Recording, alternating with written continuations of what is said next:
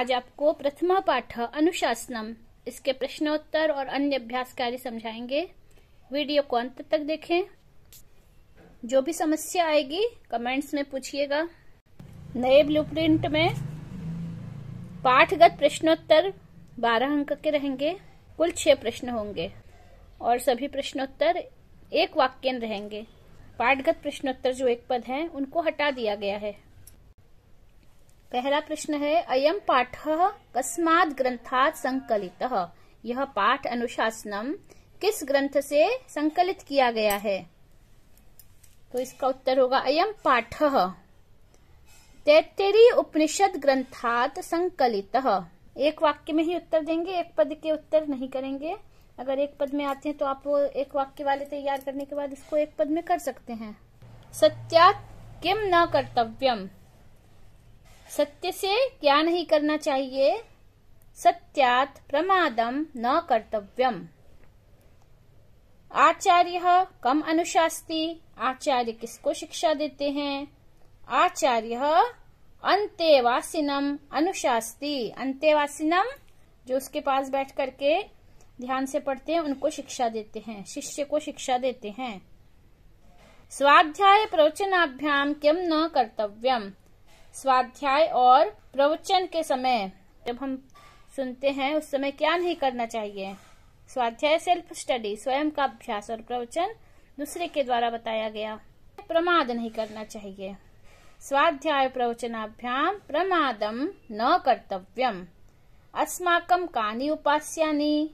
हमारे क्या उपासना के योग्य है? अस्माकं सुचरितानि उपास्यानि। हमारे जो सत्कर्म है वो उपासना के योग्य है, उनकी उपासना करना चाहिए। आचार्यस्य कीदृशानि कर्माणि सेवितव्यानि। आचार्य के किन कामों को सुनना चाहिए? आचार्य के कैसे काम करने चाहिए? आचार्यस्य अनवद्यानि कर्माणि सेवितव्यानि। आचार्य के द्वारा, गुरु के द्वारा बताए गए अनिंदनीय कामों को करना चाहिए। हो सकता है कभी कोई गुरु गलत कार्य करने को बोले, अनिंदनीय कार्य करने को बोले तो उनको स्पष्ट मना करना है, वो कार्य नहीं करने हैं। अनिंदनीय कार्यों को ही करना है। अनवद्यानि कर्माणि सेवितव्यानि। शिष्य किम कृत्वा प्रजातंतुम न व्यवच्छेत्सि। शिष्य को, गुरु शिष्य परंपरा को कैसे नहीं तोड़ना चाहिए? शिष्य आचार्याय प्रियम धनम आधित्य प्रजातंतुम न व्यवच्छेत्सि। शिष्य को गुरु के लिए प्रिय धन को ला करके आचार्य परंपरा को नहीं तोड़ना चाहिए। धन को ला करके मतलब अपने टीचर्स को कभी भी रिश्वत नहीं देनी है। अगर कोई गुरु अपने शिष्य से रिश्वत ले रहा है तो फिर वो बहुत ही गलत कार्य करता है, और शिष्य उसको देता है तो भी गलत कार्य कर रहा है। काभ्याम न प्रमतितव्यम। किससे प्रमाद नहीं करना चाहिए? काभ्याम है, द्विवचन है। किन 2 चीजों से प्रमाद नहीं करना चाहिए? स्वाध्याय प्रवचनाभ्याम न प्रमदितव्यम। ब्राह्मणाः कीदृशः स्युः। ब्राह्मणों को कैसा होना चाहिए? ब्राह्मण को सम्मर्शिनः, विचारशील, युक्ताः आयुक्ताः अलुक्षाः धर्मकामाः स्युः। ब्राह्मण को विचारशील, ज्ञान विज्ञान में तृप्त, योग्य और अयोग्य का निर्णय लेने में समर्थ, अलुक्ष मतलब कोमल स्वभाव का, और धर्म में परायण, कर्तव्य में परायण होना चाहिए। फिर आपके पाठ में से ही रिक्त स्थान पूर्ति है। वेदम आचार्यो अनुशास्ति। अंतेवासिनम अनुशास्ति। शिष्य को अनुशास्ति, अनुशासन देता है, शिक्षा देता है। सत्यम वद धर्मम चर।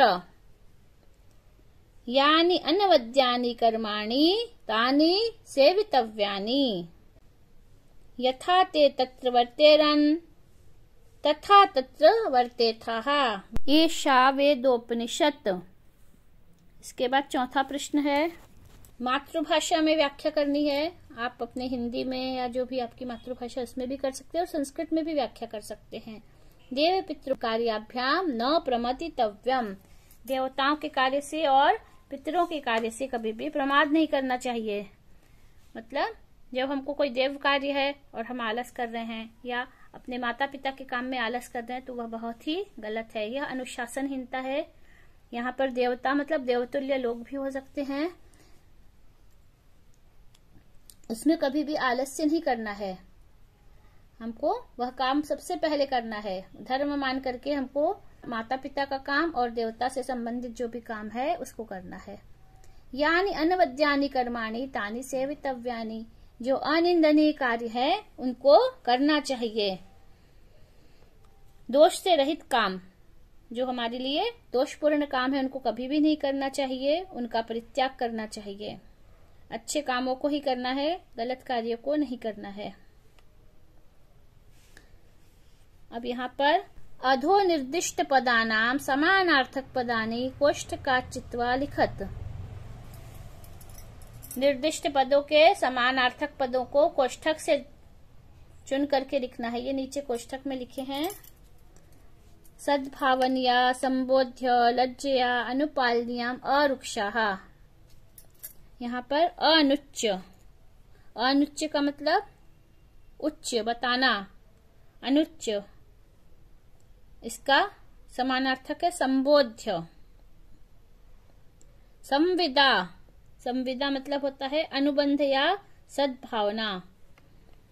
यहाँ पर लिखा है सद्भावनिया हिया, ही लज्जा को बोलते हैं लज्जया। अलुक्षाः कोमल स्वभाव के, अरुक्षाः जो रुक्ष नहीं है, रुखे नहीं है। उपास्यम उपासना करनी चाहिए, इसका अनुपालनीयम पालन करना चाहिए या उपासना करनी चाहिए। इसके बाद है विपरीतार्थक पदैहि योजयत, विपरीत विलोम शब्दों को योजना करनी है, जोड़ना है। सत्यम का असत्यम, धर्मम अधर्मम, श्रद्धया अश्रद्धया, अवद्यानि अनवद्यानि, लुक्षाः अलुक्षाः। प्रश्न 7 अधो निर्दिष्टेषु पदेषु प्रकृति प्रत्यय विभागम कुरुत। अधो निर्दिष्ट पदों में से प्रकृति और प्रत्यय को अलग करना है, मूल धातु और प्रत्यय को अलग करना है। प्रमदितव्यम, यहाँ प्र उपसर्ग है, मद धातु, तव्यत प्रत्यय। अनवद्यम नए समास, वद धातु, यत प्रत्यय। नय वद यत। उपास्यम उपसर्ग, आस धातु है, यत प्रत्यय। अनुशासनम अनु उपसर्ग, शास धातु और ल्युट प्रत्यय। इसके बाद में योग्यता विस्तार है। इसमें उपनिषद के बारे में बताया गया है।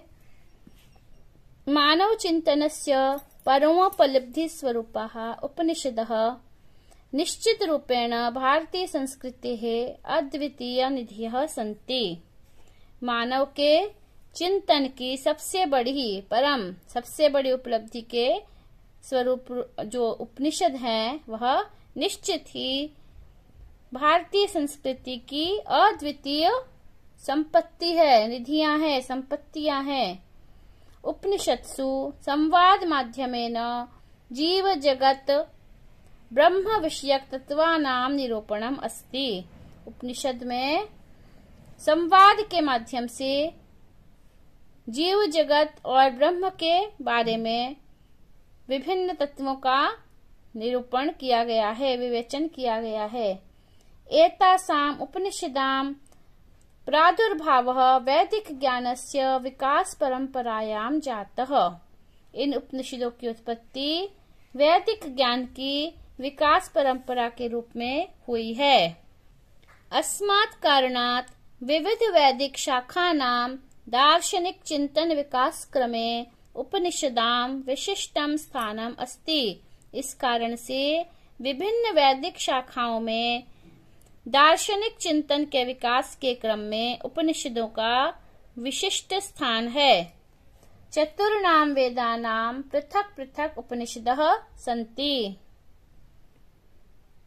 यहाँ उपनिषदाः सन्ति होना था। चारों वेदों के अलग अलग उपनिषद हैं। प्रमुखोपनिषदाम परिगणनम इत्थम कृतम। प्रमुख उपनिषदों का इस तरह से गणन किया है, परिगणना की गई है। ईशकेन कठ प्रश्न मुंड मांडुक्य तित्तिरः बृहदारण्यक छांदोग्यम च। ईशावास्योपनिषद, केनोपनिषद, कठोपनिषद, प्रश्नोपनिषद, मुंडकोपनिषद, मांडुक्य उपनिषद, तैत्तिरीय उपनिषद, बृहदारण्यकोपनिषद, छांदोग्य उपनिषद, ऐतरेय उपनिषद और श्वेताश्वर उपनिषद आदि। जो हमने अभी पाठ पढ़ा था अनुशासनम, यह तैत्तिरीय उपनिषद से लिया गया है। तैत्तिरीयोपनिषद उपनिषद इयं कृष्णयजुर्वेदस्य तैत्तिरीय संहितायाः ब्राह्मण ग्रन्थस्य अन्तिमो भागः तैत्तिरीय आरण्यकम् इति कथ्यते। यह उपनिषद कृष्ण यजुर्वेद की तैत्तिरीय संहिता के ब्राह्मण ग्रंथ का अंतिम भाग है। इसको तैत्तिरीय आरण्यक कहा जाता है। अस्मिन् आरण्यके 10 प्रपाठकाः सन्ति। इस आरण्यक के 10 प्रपाठक हैं, 10 भाग हैं।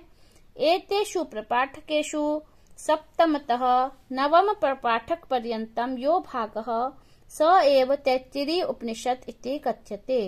इस प्रपाठक के 7 से लेकर के नवम प्रपाठक 9 प्रपाठक तक के 9 भाग तक के जो भाग हैं उनको तैत्तिरीय उपनिषद कहा जाता है।